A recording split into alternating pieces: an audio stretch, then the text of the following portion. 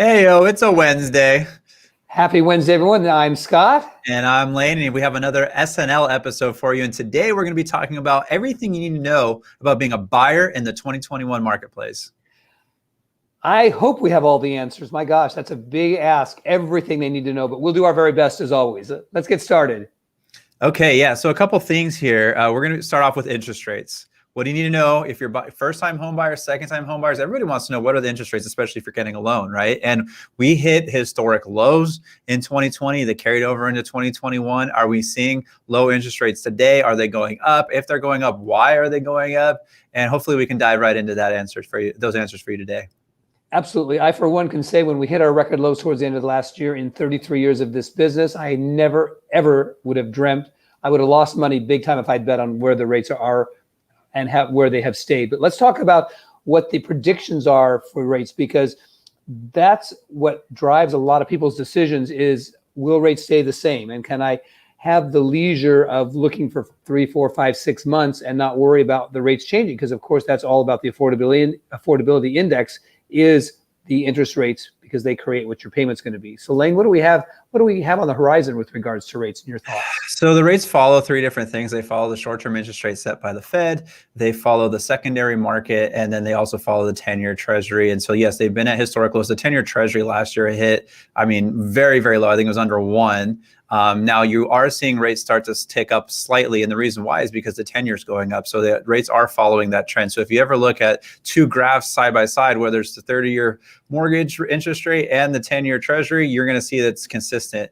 So yes, they are going up a little bit, but guess what? The rates are still, in most cases, in the low 3s. You still might be able to get a 2 in front of it at like a 2.875 to 2.99 scenario. One of my buyers actually just locked in actually at 2.75. So you can still get, for depending on your credit score, depending on your loan amount, depending on your different situation, like you can probably still get one in the 2s, but in a lot of cases you're hovering right around that 3 mark.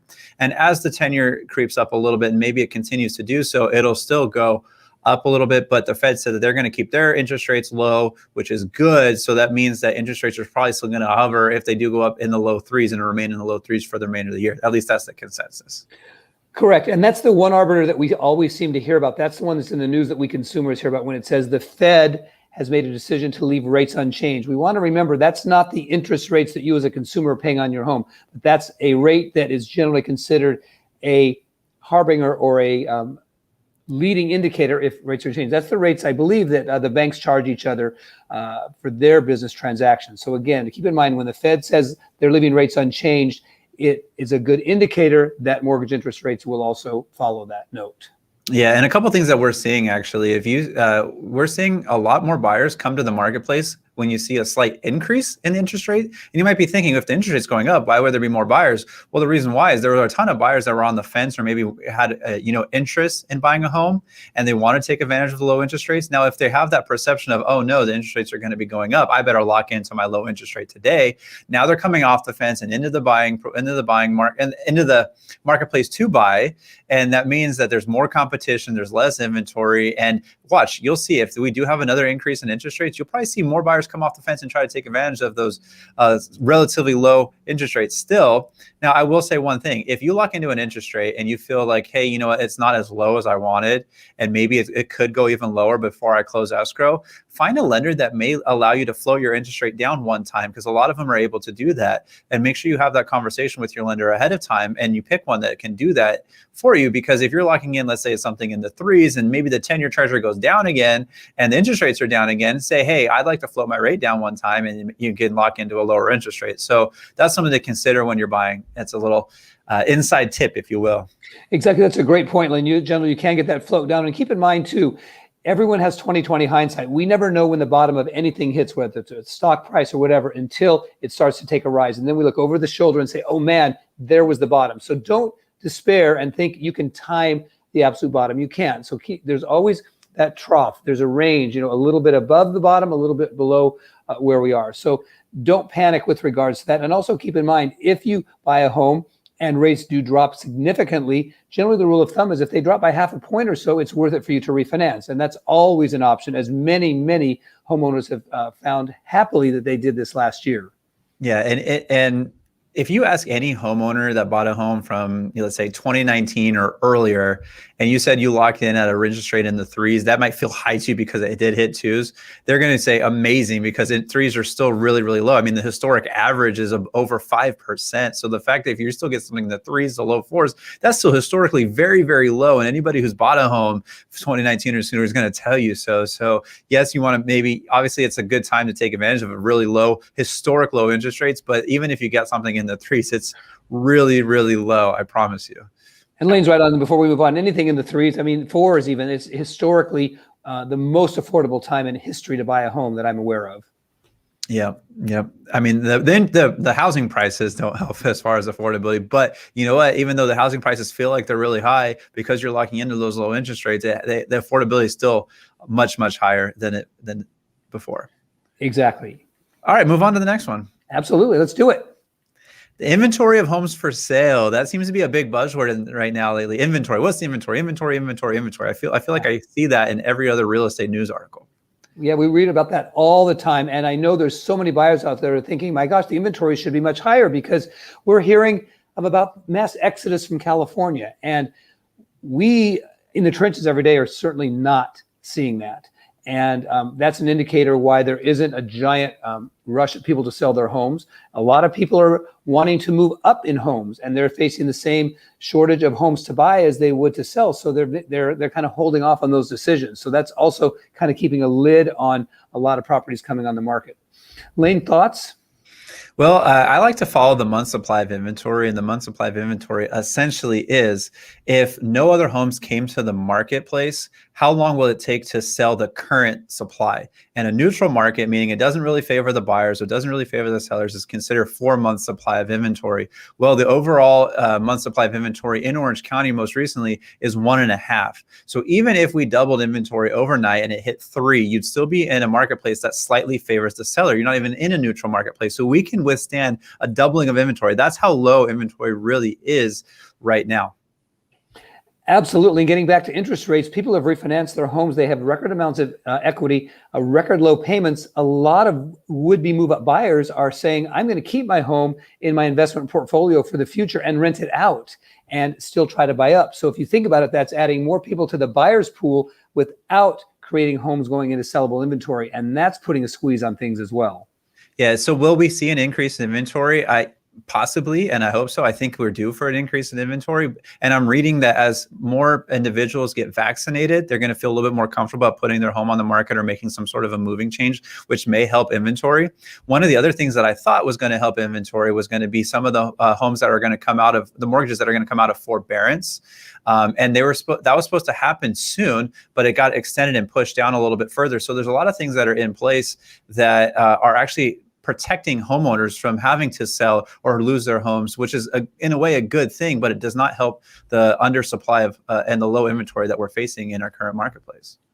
Absolutely. One other thing, it's on a side note, we've had several clients that have had plans to move out of state to grow in suburban areas outside of Dallas, Texas, outside of Phoenix, Arizona, some areas in the Platinum Triangle down in South Carolina area.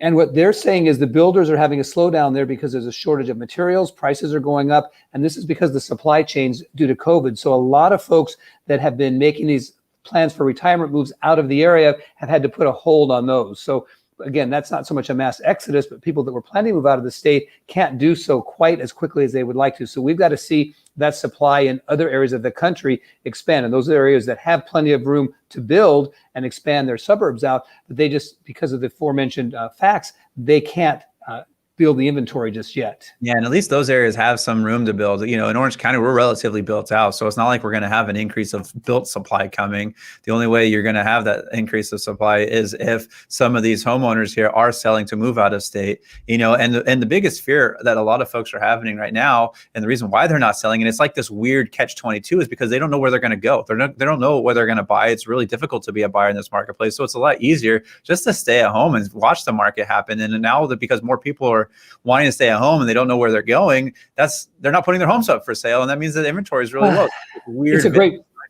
It's a great point, Lane. And so many of our clients, because they do have the luxury of so many options, whether they're taking advantage of early retirement or whatever, because oftentimes when you have too many options, you get frozen. You can't make a decision. And so there, I think as things open up more and travel restrictions abate, we're going to see people taking more trips and checking out these areas and hopefully coming back excited with what their money will buy them outside of California, and then more inventory coming into play. And then seasonally adjusting, typically speaking, and Lane again is a stats guy, but we always see a bit of a rise no matter what coming into the end of winter, middle of early spring, and so forth.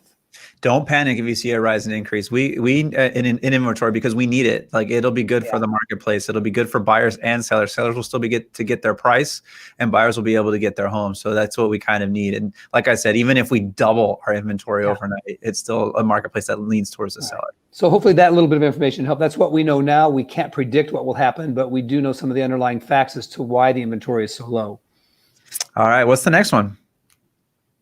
How to submit a competitive offer? That's the $1 million question right now. It's absolutely frustrating. I hear you buyers that are out there currently looking. It's hard. There's multiple offers on everything. So you have to do whatever it takes from your offer to stand out and rise to the top. And that's one thing that we can guarantee when we help our buyers is, like, we might not be able to know where you need to be price-wise, but we can do some stuff with terms and close of escrow and all that stuff to put you in a position to where at least you're going to be one of the strongest, most complete, most well-rounded package out there. And the only reason why you wouldn't get your offer accepted with us is because maybe you got outbid or something. But there's different things that you can put into an offer to make it stand out, to hopefully get you an acceptance.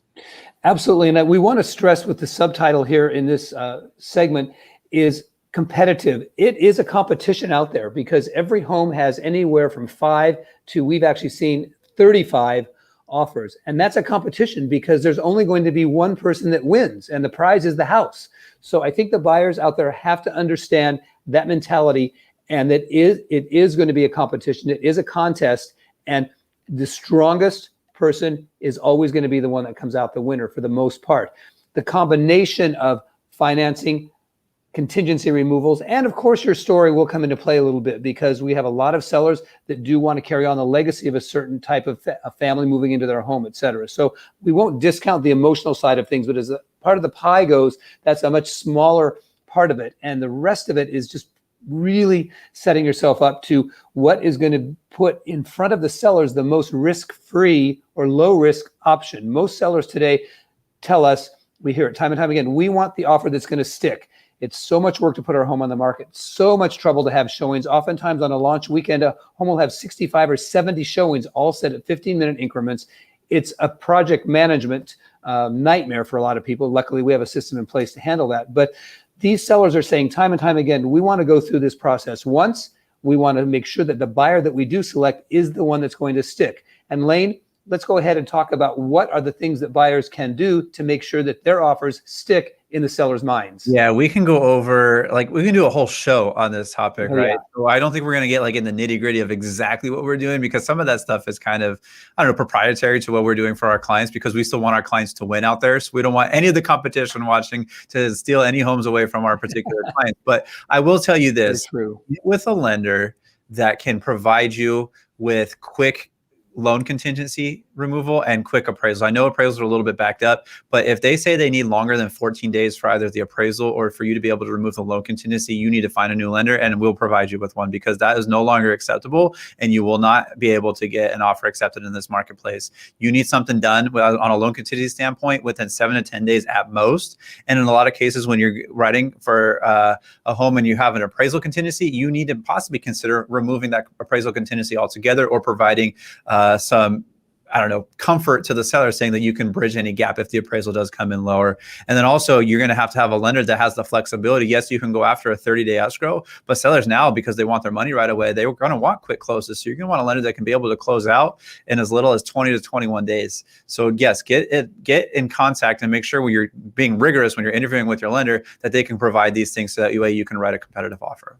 Absolutely. I think the takeaway on this point is make sure that your relationship with your lender is ironclad. It is the buyer, the agent, and the lender that form that perfect trifecta that's going to make that solid offer that the seller is going to want to wake up and take notice to. You've got to figure out, how can I stand out in the pack? How can I be different? And We, again, have a lot of proprietary tools we use for our clients, but the main thing for you, if you've got another agent that you're working with, have the dialogue with them. Take control of the situation and don't count on the agent necessarily to do that. Find out what is the seller looking for in this particular situation, and then try to fit your offer into those boxes if at all possible. Yeah, and I'm sorry if you're a mortgage broker or a lender and you're watching this particular video and you're still doing 14-day loan contingencies plus or 14-day appraisals. We cannot work with you in this marketplace right now. I'm sorry, because we need somebody that's aggressive and we need somebody that's going to be able to get our buyers an acceptance here. And so that's one thing that we have to deal with right now. And we're just being completely honest. It is very frustrating and difficult if you're a buyer, but we're trying to do everything we can on our end to make that process as smooth as possible, as easy as possible, and you're not missing out on your dream home. I think so. And then again, without going into a lot of specifics from the buyer's perspective, just think and put yourself in a seller's shoes. If they were looking at 20, 30 offers right now, what would you, if you were a seller, want to see from your buyers? It's really kind of can be that simple. And think to yourself, what barriers can I remove? How can I present myself in that way that if I were a buyer, for my own home, what's it going to look like? So really, really kind of think deep as you're putting that whole package together, because again, it's the package, it's the entire package that's going to rise to the top. Absolutely. All right. So what's next? Do we have any more? Oh, what kind of competition are buyers facing? I think we've been touching on it the whole time. It's very competitive. It's frustrating. So we can go really quick on this one. But yes, you're facing a lot of competition. In a lot of cases, personally, when I'm representing some of my buyers, we faced more than 20 offers on one, 42 offers on another. 36 offers recently. We had a couple listings that same thing, had more than 20 offers come in for our listing. So it is competitive out there. And it goes back to what we were just talking about as far as an offer, is if you're just writing a normal boilerplated offer and you're submitting it, how are you going to stand out among 42 offers? Right? Absolutely. Yes. I want to give buyers heart, though, because something that we know now that we are seeing is, yes, there's a lot of competition out there. I'm going to give an example that we just had happen last weekend. We had, as I mentioned, 70 showings in a 2-day period that generated 28 offers. We like to give everybody a shot, so we opted to counter offer to everybody. Of the 28, guess how many came back with a response? Only 7. Of those 7 that came back, 3 of them accepted our terms, 2 of them increased, and then the remainder actually counter offered back in their own terms. So if we look at the math and the way that works, if you can get in the game, if you can be strong based on the aforementioned topic, you're going to have a chance to be able to be in the game and get a counteroffer. A lot of people submit their offer, they do not respond to a counteroffer, and they just go away. And I think that's actually a little bit of encouragement. So another reason why you want to be as strong as you can, you want to have the dialogue with the listing agent, you want to understand everything that's coming back in a counteroffer, because even a counteroffer with a dozen or so points is not that daunting if you go through each one of those and say, what does this mean to me as a buyer? What are my limitations? What are my risks? And again, education is power. Education is always going to be power. That's a really great statement. Very good. Very good. Yes. So, very well said, Scott. Do we have anything else? I think that we have one more topic. Last one. Okay. Should some buyers consider changing their criteria? That's a very good question. It's a really good question. We added this just this morning as we were doing our final wrap-up. We prepare for these shows about a week in advance, but this is something that just has come up in our team meetings over the last few days, and that is, given the rapid run-up in prices where homes are selling for, oftentimes in our marketplace, $75,000 plus more than what the list price is, that's changing a lot because the buyers have their sights set on a certain price range for this type of typical home, and all of a sudden it gets run up, and they're just out of the running because of the price. And we were having a talk among our team, and because some of our own clients that we're working with are actually making a little shift in their criteria from what we call what might have been the forever home to a 5-year plan. And Lane, why don't you give a kind of a specific example and elaborate on that strategy that we're kind of seeing some of our clients moving to, which is going to help them win? Yeah, so a lot of our clients that might be first-time home buyers or second-time home buyers, they're going from the mindset of, okay, I'm buying a home that I'm going to live in for the rest of my life, or at least watch my kids grow out of, and maybe we'll go to a final retirement home or condo after that particular home. But they're finding it a little bit more difficult to find that exact perfect home because of the lack of inventory. And all they know at this point is they still want to be a homeowner. They still want to build equity, but they still want a safe environment. So they might be expanding their criteria a little bit more. Maybe they're looking at different areas that they wouldn't have thought about prior. Maybe they're looking at different price points that they wouldn't have thought about prior. And then they're transferring this almost to like a 5-year plan. So now I'm going to be in this house, build a little bit of equity. And then in 5 years, I'm going to go to a different location or wherever I want to be for the rest of my life. So they're shifting their mindset a little bit of, okay, going from a 30+ year plan to now a 5-year plan. One other strategy as far as changing criteria, and you can have any real estate agent help you out with this. And this is something that we're looking into for a lot of our clients. And actually, Philip is the one that really brought this to the team for us. And that's look a little bit at a higher price point than what your max might be, but then go 14 days plus days on the market, because those are homes that have been sitting there probably without a price reduction yet. And they've been sitting there because they're probably overpriced and they're due for a price reduction. So while other people are not looking at these homes that have been sitting stagnant, or maybe already have and totally forgot about them because they're overpriced, they might be ready and due for that price adjustment. And you might be the first one in to get that price adjustment and get in on that particular home. So there's different criteria that you can look into. There's different mindset that you can change to be able to still buy a home in this marketplace. That's a great bonus tip. Thanks to Philip on our team for bringing that to us. So hopefully these are things you're thinking about. And again, no one likes to have to change what their dream is or what their wish is. We have so many clients that come and say, we're ready based on today's interest rates. This is what we can afford. And we've been looking around online and so forth, and we think it buys us this kind of a house. And then we get into the process 30 days and all of a sudden that house is up $75,000 to $100,000, and it just kind of blows everything out of the water, and kind of depression and anxiety really set in. So that's where we've kind of pivoted, and we're finding some of the other options and these other discussions we're having. And I think all that said, it's not a one size fits all, but we want to continue to have those discussions with you, with your friends, with your referrals on how we can make it work with their needs, but understanding that we do have to pivot and we do have to shift a little bit and kind of think, do we have to massage and, kind of get a square peg in a round hole a little bit? And how can things just move about? And in that note, to Lane's point, what we've also seen, and I'll back up, right, 3 decades, is people say, oh gosh, if I get into something now, maybe I'll never be able to get out of that, move up.